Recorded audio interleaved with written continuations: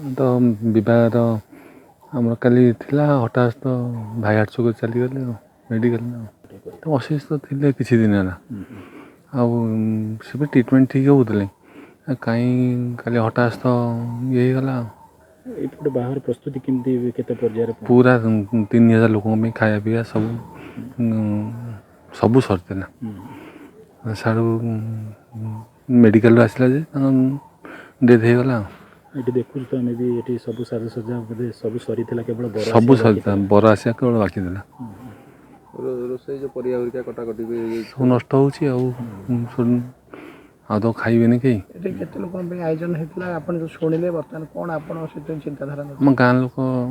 ଆଉ ବରଯାତ୍ରୀ ହେଇଥିଲା ଆଉ ଏବେ କ'ଣ ବାହାଘର ପୁଣି ତାକୁ ବର ପକ୍ଷ ସହିତ ଆଲୋଚନା ସରିଛି କ'ଣ କେମିତି ତା ନିଷ୍ପତ୍ତି ନିଆଯାଇଛି ଯାହା ଗାଁ ଭଦ୍ରଲୋକ ସେ ବରପକ୍ଷ ମିଶିକି ଗୋଟେ ନିଷ୍ପତ୍ତି ନେଇଛନ୍ତି ଆଉ ବାହାର ବର୍ଷିକିଆ ପରେ ହେବ ଘୁଞ୍ଚିଛି ଆଉ ଏ ପରିସ୍ଥିତି ଆଉ କରିହେବନି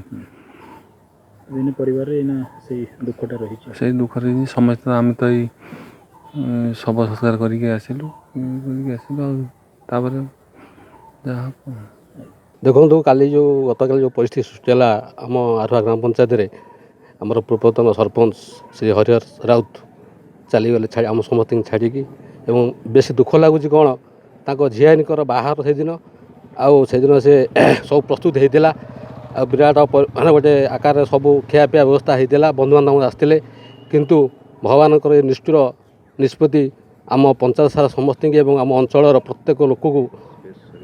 ଦୁଃଖ ଦେଇ ଚାଲିଗଲା ସେଥିପାଇଁ ଆମେ ସାରା ପଞ୍ଚାୟତବାସୀ ଏବଂ ଏ ଅଞ୍ଚଳର ପ୍ରତ୍ୟେକ ବୁଦ୍ଧିଜୀବୀମାନେ ଦୁଃଖିତ ଏବଂ ମର୍ମାହତ।